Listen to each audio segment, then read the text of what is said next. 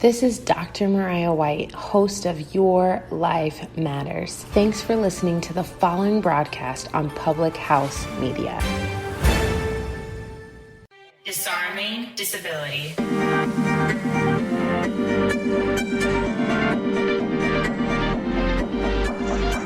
Hey, and welcome to Disarming Disability. This is Sarah Tuberty.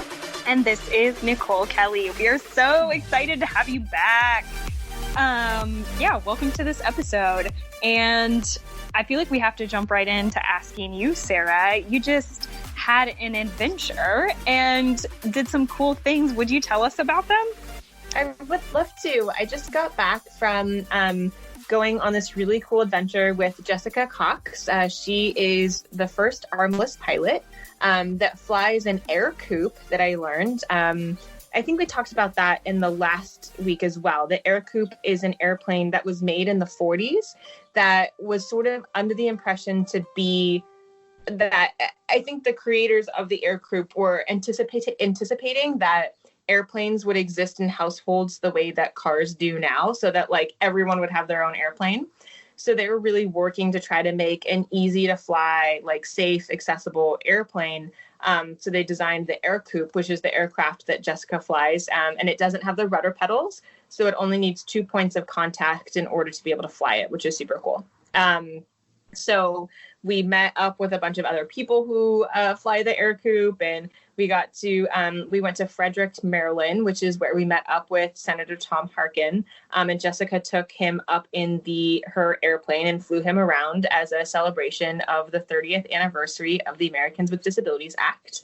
And Senator Tom Harkin is so amazing and very foundational in having that act being passed. So he was the lead author of it. He also was one of the lead sponsors to make sure that it, got passed in the Senate and things like that, and worked really hard with other disability leaders to create this piece of legislature that helped give a law that backs up people when they want equal rights, and saying this is how we can make our worlds equal, which is fantastic. So it just was neat hearing his story.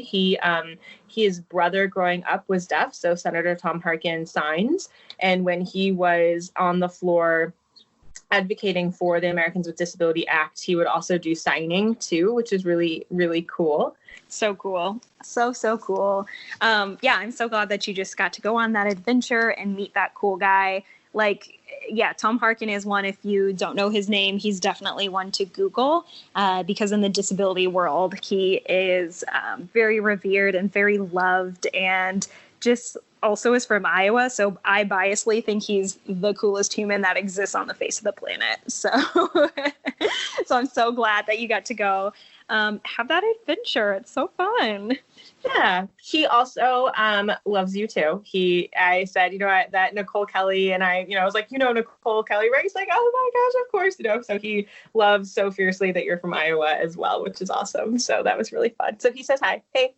Hey, I met him one time and I couldn't speak. I was shell shocked, and I was like, I Iowa, I miss Iowa one time. Love you. I feel like that's probably what I did when I actually saw him and talked to him. But he's just so cool. And also he's a cool politician who believes in the fact that politicians shouldn't be politicians for a lifetime. And so he actually has this really cool, what's called the Harkin Institute at Drake. And he continues to, away from Capitol Hill, he's doing amazing, amazing work through his Harkin Institute. So just deep respect for him as a person and a human and a leader and, all of the good feelings.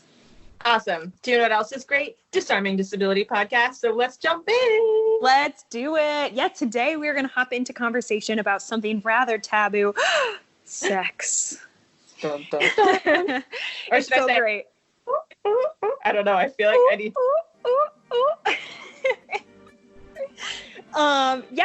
Let's not even, let's just leave it to the allure and actually just hop right into the bio of who we have. Of course, our guests are always incredible. So let's hop right into the bio and get right into our interview. Today, we welcome Dr. Heather Dillaway as our expert guest. Dr. Dillaway is a professor of sociology, the interim chair in the Department of Public Health program, and the associate dean in the College of Liberal Arts and Sciences at Wayne State University in Detroit. Most of Dr. Dillaway's research focuses on two topics, one of which is the sexuality and reproductive health experiences of women with physical disabilities, in particular, women with spinal cord injuries. She has over 50 research publications within her topics of interest. For more information, check out the rest of her info on our website.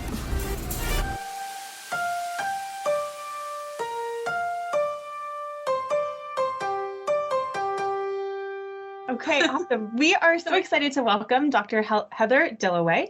Can you tell us a little bit about sort of your career and how you came to finding the importance on studying sexuality and intimacy for people with disabilities? Yeah, so it's kind of a windy road.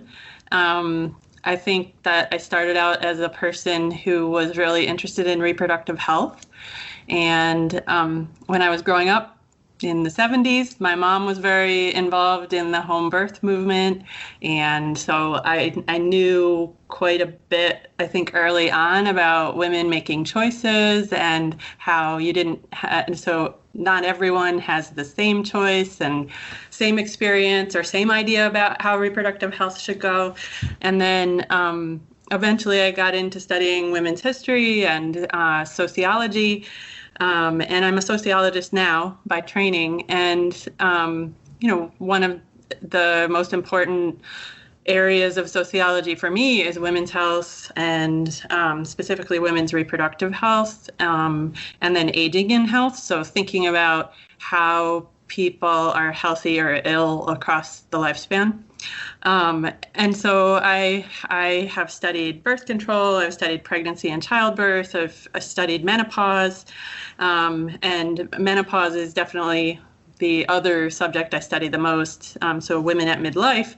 And then eventually coming to Wayne State, I realized that there were some really cool people in occupational therapy who were studying similar topics. And, we're trying to look into the same things. So thinking about how different groups of women in particular, but also men, kind of experience reproductive health across the lifespan and what kinds of choices in different groups get to make and what their experiences of healthcare really are across the lifespan. Mm-hmm. So eventually I did link up with a bunch of occupational therapy professors at Wayne State, and they had already been researching individuals with spinal cord injuries and what their rehabilitation needs were, whether they felt comfortable in their communities, whether they could live in the community, whether they were independent, and really what their healthcare needs were. So we teamed up and we decided to kind of research just the women in their sample and what their reproductive health experiences were. So really the project started as a reproductive health project, and we had 2 to 3 hour interviews with 20 different women initially, just to hear what it was like to try to seek reproductive health care, to have expectations for motherhood, to decide about birth control, to be menopausal post-injury. So again, we're looking at a sample of women who had spinal cord injuries. So they had different levels of injury, and so had very different experiences post-injury. And so eventually we realized that a lot of them were actually talking about sexuality and intimacy in our interviews, even though we didn't actually go into the project thinking that that was our primary topic. But again and again, it came up. And they would also bring up relationships. They would bring up, whether they had boyfriends or partners of any sort, whether they had been married and whether they got divorced. And so we realized how important romantic relationships or intimate relationships were in their stories. And so the focus kind of after the fact became both reproductive health and sexual health once we started listening to their stories. So. I'm wondering, as you kind of wound your way into this path that you weren't necessarily looking for. I'm wondering maybe what were some of the thoughts you had going in that once you heard these stories, maybe even stigma is the right word. What kind of like stigmas were you like, oh, I didn't even think about that, or oh, my view has changed on X, Y, and Z? Was there anything, I guess, specific to the disability that changed for you? Does that make sense? Yeah. Well, I mean, if you read, before we did the project, if you read the literature, a lot of it is about like the special complications that people with disabilities might face as they try to have babies, or they try to use contraception, or even be intimate.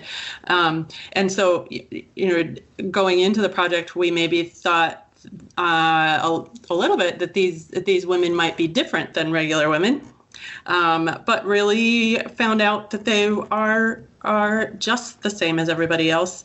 Not that we didn't know that kind of in the back of our minds the whole time, but it came out really loud and clear that women across the board, regardless of their social locations, are going to have sexual desires. They're going to be attracted to people. They're going to want intimate relationships. They want closeness, even if they don't want intimacy. Their needs are going to change across time. These women, of course, are no different than anybody else. The other thing that I think we found out loud and clear that we didn't expect, that we probably should have expected, is that it really depends on when you incur a disability, I think.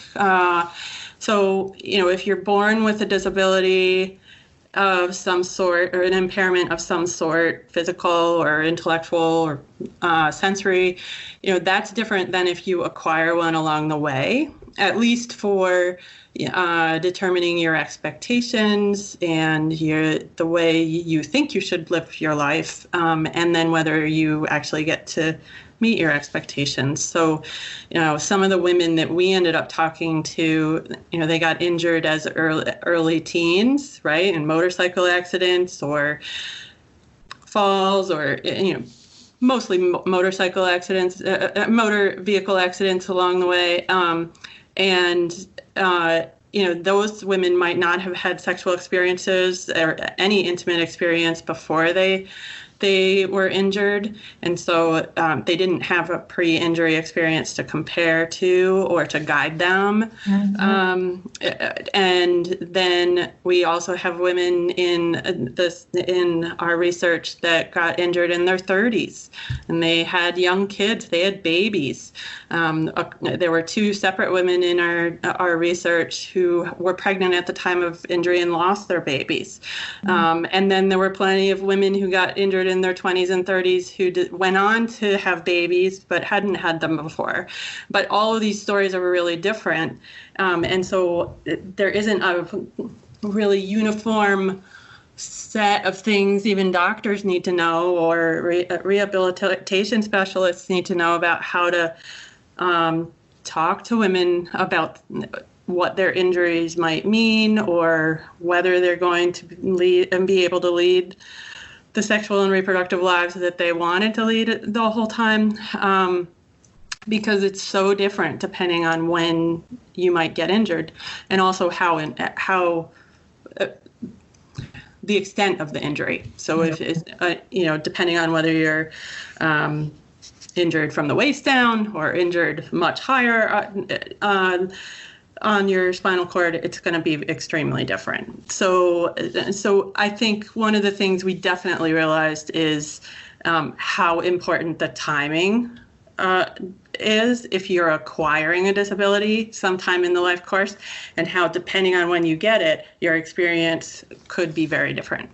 So Sarah and I were both born with our disabilities. And so we do spend, we've spent a substantial amount of time kind of talking about the difference between what it's like to be born with versus acquiring. And so, but also what I hadn't thought about until talking about your study and reading your study and doing looking at the work that you've done, is the fact that well, of course, if you have an injury, you know, when you're 15 years old, you might not have had a sexual experience and have no idea what's to come versus, you know, I'm 30 years old and already a mom and have had sexual experiences, and then what that does to your psyche on top of, you know, all suddenly your body is changing and how you read that. Was there, what generally were the findings or the conversations had around who, I don't know if coping is the right word, but how did they individually cope? You know, like, I haven't had sex yet versus I have had sex. Yeah. So I think that in the cases, so I guess some of the women who were injured really early on, like in their teenage years, I think the main folks that were around them at the time were parents and healthcare providers. And so in some ways, if you're injured at that point in time, you almost have less chance for people around you to support you and kind of help you sort of negotiate what it all means and what your expectations should be. Whereas if you're, because especially since, you know, as a teen, you know, your peers might almost go away for a while if you all of a sudden get an injury, right? You're not around them. You might not have as much access to them. And so you might lose some forms of support as a teen if you're incurring an injury then. But then if you are a little older, you might have more built-in networks that are separate from parents and just schoolmates that might end up helping you in the long run. And those could be existing partners. It could be adult friends. It could be a different set of family relationships. You might also use support groups differently. Some of the women we interviewed definitely had become friends with other adult women with disabilities in support groups. And maybe you'd also be more independent in terms of accessing community resources and, you know, being willing to go out in the community even though you were in a wheelchair if you were a little older. So I think parents sometimes are protective of people who are younger and acquire disability. So I think in some ways that was a disadvantage. But some of the people that were injured late in their teens who already had boyfriends, who, you know, had some sexual experiences ahead of their injury, were really in a different space. You know, they kind of knew what it was like. It wasn't like they were trying to find relationships for the first time, or, you know, they had already decided in their head that maybe they were sexual beings, that they did like intimate relationships. And it wasn't across the board, but at least among the women that we interviewed, I think it was more likely that if you had a sexual experience or had some sexual relationships ahead of injury, that you were more likely to continue them afterwards.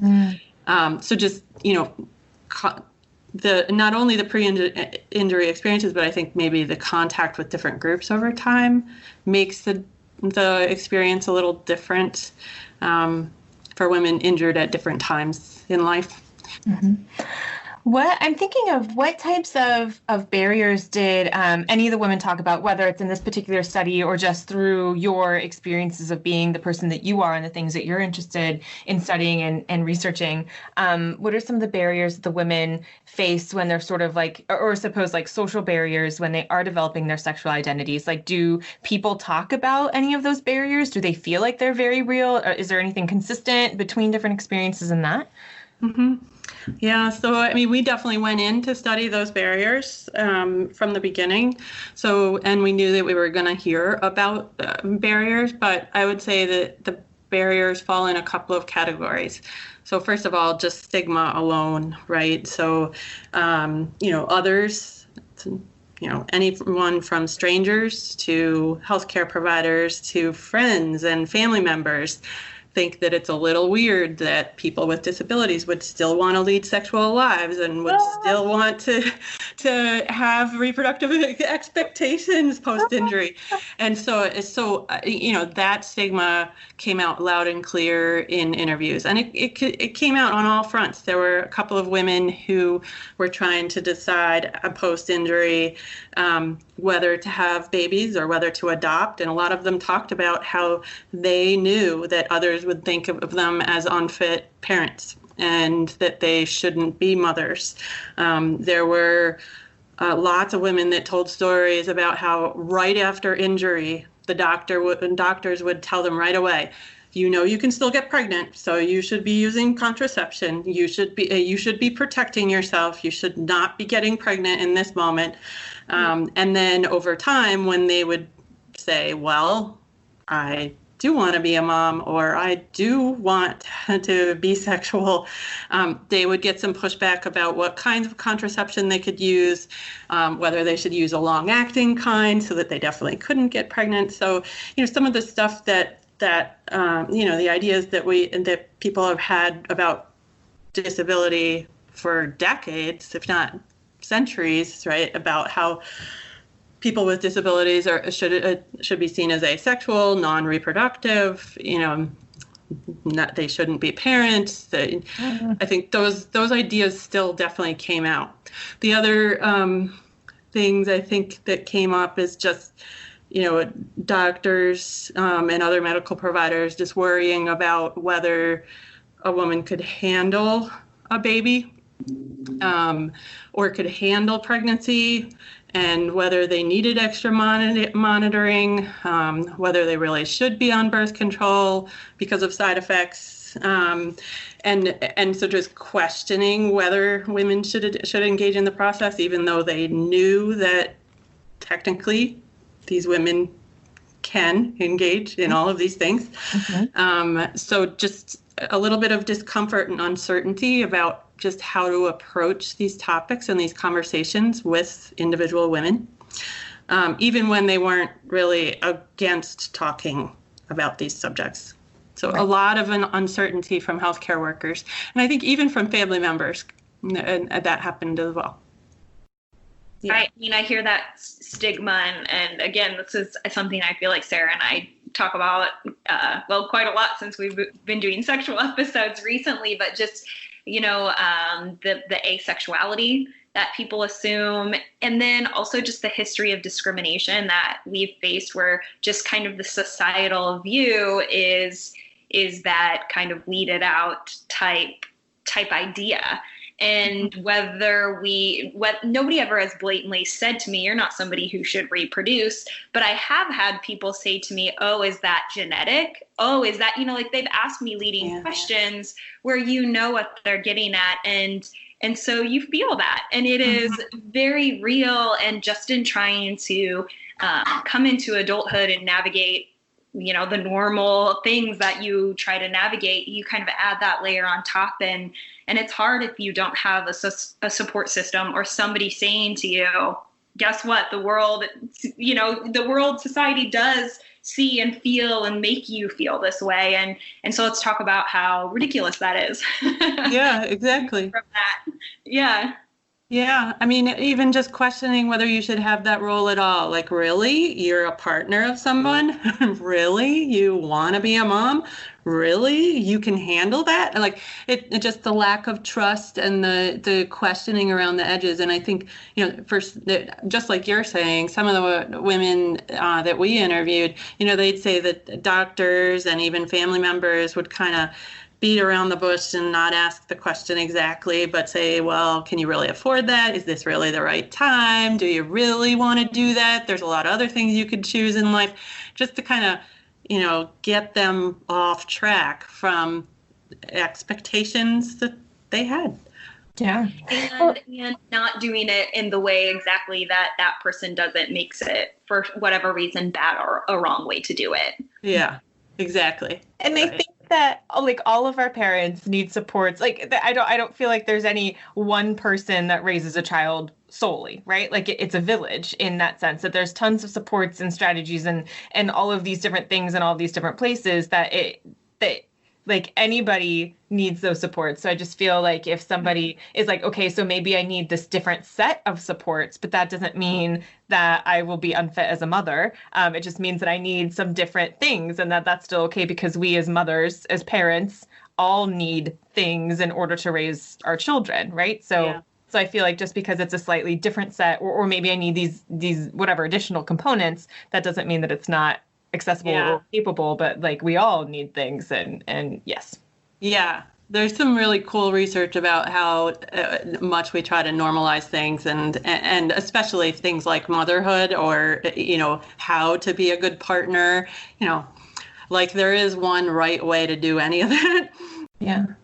I really appreciate that phrasing too, that the situations that impairments sort of put us in, or set us up for. I think that that's really important too, that it's like, well, how can we collectively as a society? I mean, ultimately, I would love for the whole world to be so accessible for all of us, and all of us can have our needs net, right? Like that would be ideal and so amazing. And I know that we're far away from that for a lot of people who are living here, sort of here with us. So, I mean, just that idea that sort of having an impairment and then living in the society that we have, that creates different situations, and had we had things that were different, to be able to better address that. I just really appreciate that phrasing, because I think it's super really important.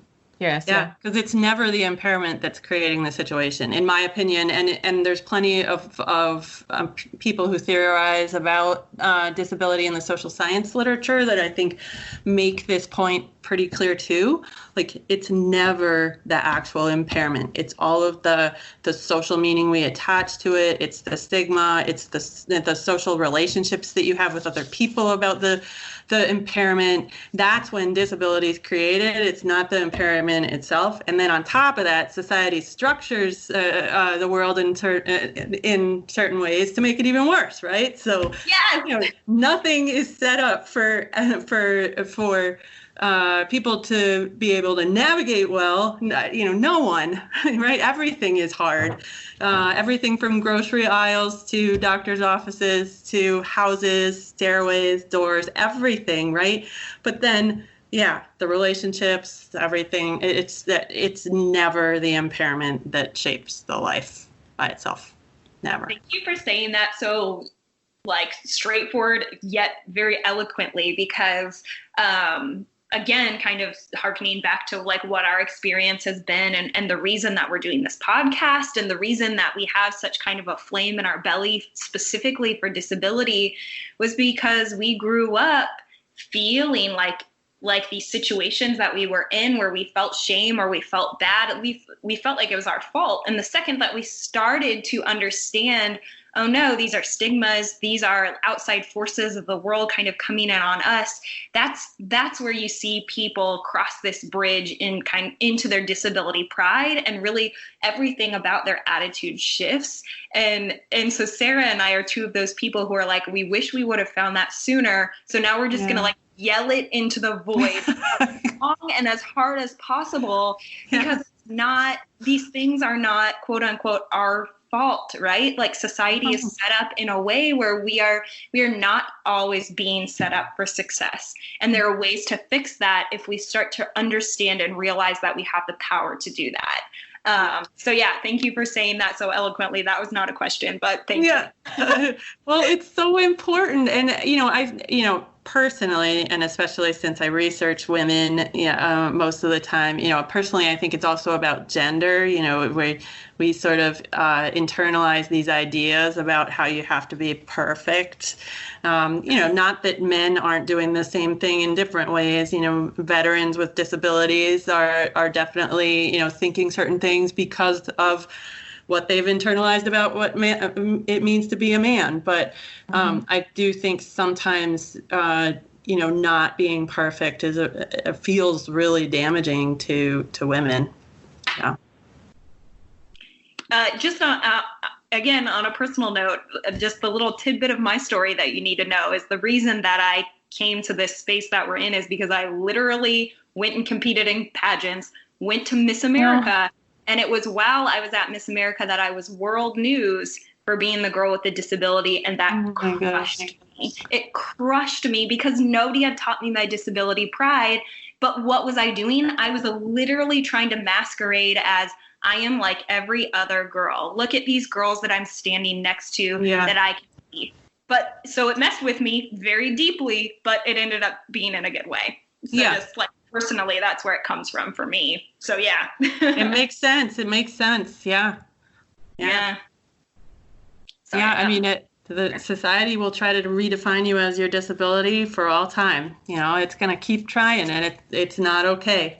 But yeah, it is interesting how just rules about how things are supposed to be take such precedence. I mean, a very long time ago, when I was first starting to teach about gender, I used to show students a video about women firefighters. And how they could never get through all of the entrance tests because, you know, ladders were too heavy and they couldn't climb the walls as well as the men. And the same thing has been said about women in the military. But that the experts came in and said, you know, ladders are too heavy just in general. It's not about women not being able to be firefighters. It's the fact that the equipment we've made is bad for everybody. So let's just make the ladders a little lighter, and everyone will be able to be a better firefighter. And so, like, these rules and the way society has been set up to disadvantage certain groups, it needs to be rethought, because it's the world that's the problem. It's not the people with any kind of difference. Right. And the beautiful thing is, like, oh my God, guys, we can change it. I know. And like, when we do, it makes it better for all of us. Like, if we have lighter ladders, then our men and our women and our people who identify with whatever gender they're, wherever they are on that, can expend less energy carrying these things around. Like, what? Yeah, and we can use that to save and like do our jobs better. Like, wow, that's incredible. Yeah. When we were right after we did all these interviews with women with spinal cord injuries, they told us so much about going to OB/GYN offices and not being able to get up on the tables and things like that. We went on a search all around Detroit trying to find the doctor's offices that had exam tables that would lower down.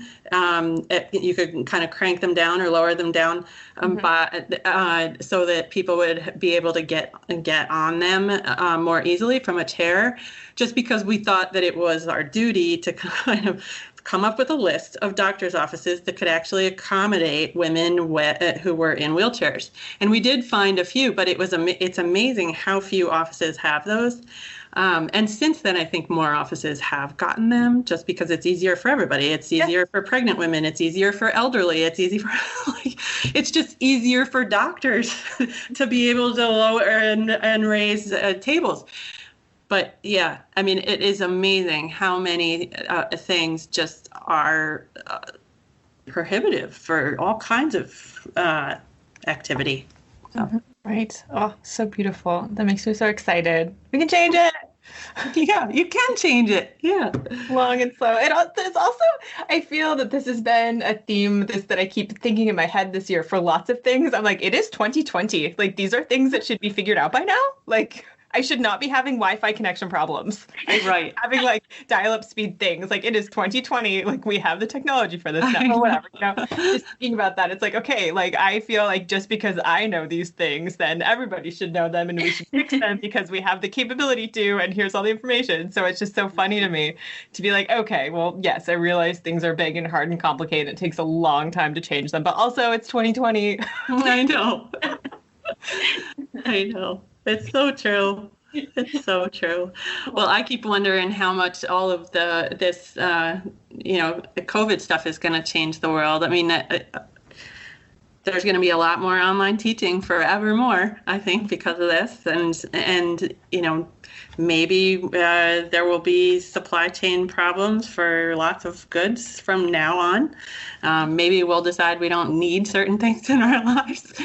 And, you know, there's all kinds of things that'll change. But I did read a really interesting article the other day, actually, about disability and this whole crisis situation and how people are experiencing on a mass scale what individuals with disabilities experience a lot, like this lack of connection, this lack of access to lots of different physical spaces, a different kind of sense of time and how things are a little slower, and that might be okay, and that we have to come up with different ways to get things done. So, yeah. There's been a little bit of a twinge of I told you so and a little bit of sassiness within the collective disability community with actually this COVID-19 happening. And the big, I would say the like number one fight that like politically is being fought is just unemployment for disabilities. And so much of the discrimination that's come out of that is work from home is something that's really important. And so there's some really funny conversations coming out of that where we're like, well, we can do it now. We figured it out. Okay. We're all employed. Yeah. I mean, it's, if that is a positive change out of this, I mean, that would be wonderful. Yeah. Great. We want to be mindful and respectful of your time too. Do you have any last sort of like parting thoughts of topics that we didn't really get to that you think would be really important for anybody to sort of like think about and understand in relation to sexuality as a whole?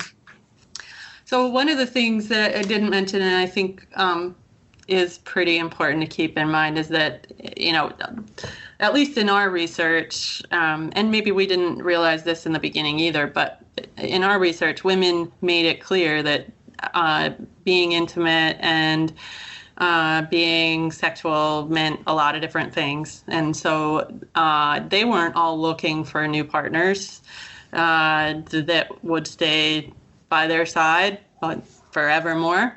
Some of them were looking to save relationships from before injury, and were looking to figure out how to do that.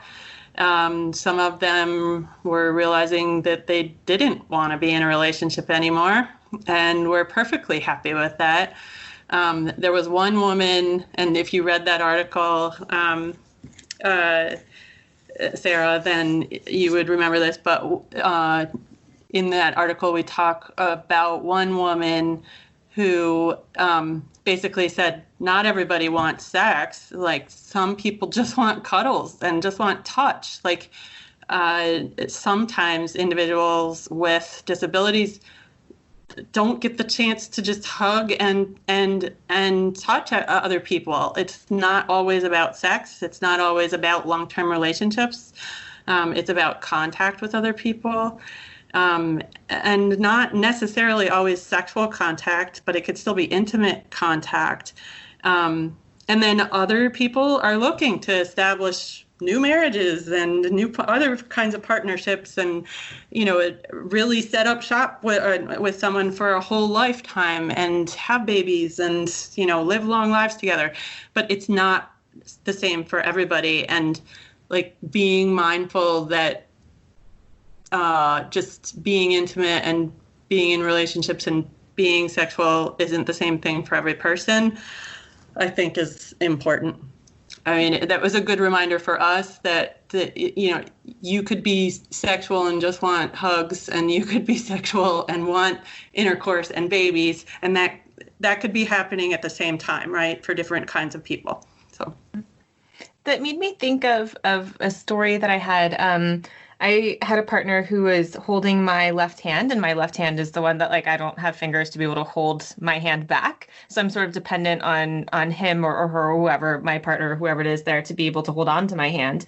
And we were at the store and he let go of my hand. And I was like, you know, why did you let go? He's like, well, Sarah, you let go. I was like, but I can't let go. And that, like, and to sort of think of that, like, if then I think of that being like a larger part of my body, that it's like, but I want this, like, I want you to hold on to my hand, but I'm not able to initiate that hand holding, or I'm not able to, like, initiate that type of physical touch, or be able to, like, reciprocate it back in that space. Like, I wasn't able to hold his hand back with my left hand, right? but just that like then, but now I'm dependent on him and sort of like his decisions on the length or duration that he wants to hold my hand. But I just thought that was just really interesting. So just thinking of that on a larger scale, that it's like maybe individuals like are not able to or that it looks different in that like, but still want that. And to be able to communicate that to partners and say like, no, I want you to be able to interact with me these ways. And this is what this interaction is going to feel like. And it's really important for me. And I'm reciprocating back in my like thoughts and feelings and the intention with the movements that I can do. And then this is what that aspect looks like as well. Yeah. Yeah, and communicating all that is so brave. Yeah. I mean, we have a hard time talking about sex and intimacy in general, but being able to communicate all that to a partner, I mean, I think you're right. Like you'd have to be able to talk it all out in order to really get what you want and to be really mindful of what is going on. That is so hard. Like I can't do that with my husband. Like who can do that? So I mean, and important. I think there's a lot of value in that too. And yes, I appreciate the term brave. Yes, and like vulnerable and scary but important, because then our needs are being able to be met in that space. And I think our needs are worthy of being met, right? And maybe worthy is not the right word, but like our needs are deserving. I don't even know if our disease worthy, I think good to be met. Yeah. Wonderful. Great. Well, it's been such a pleasure talking to you. Thank you so much for taking your time to talk. Yes. And I just really appreciate the work that you're doing. And I think it's really important that you're thinking about these topics, that you're creating literature that then exists for all of us to be able to access, or whatever, for people to be able to access and integrate into their practice, right? So hopefully that all of the medical professionals that are interacting with those of us that have different disabilities, like aren't uncomfortable having those conversations and do have, just can be like, hey, we're people and we can talk about these things and that's fine. That there isn't necessarily this like arsenal of things that we have to be able to say and you like need this special certificate to get this like special arsenal of things. Like, no, we're people. We can talk to each other like people, and these things are important, and these are needs that we all have. And yes, so I just appreciate that. So thank you. Well, I appreciate that you're doing this podcast. That's pretty neat. I wish more people would do this kind of stuff. Thank you for spending part of your day with us. We want to give thanks to our network, Public House Media, for our intro beats to Jason Bards with Cybernetics.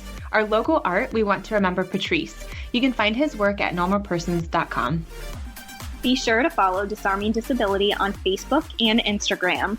And lastly, be sure to check out our website, disarmingdisability.com, where you can find all 13 episodes of Season 1, links to resources, transcriptions, and discussion questions for each episode. And check out our blog where we feature amazing disability advocates. See you next week. Bye!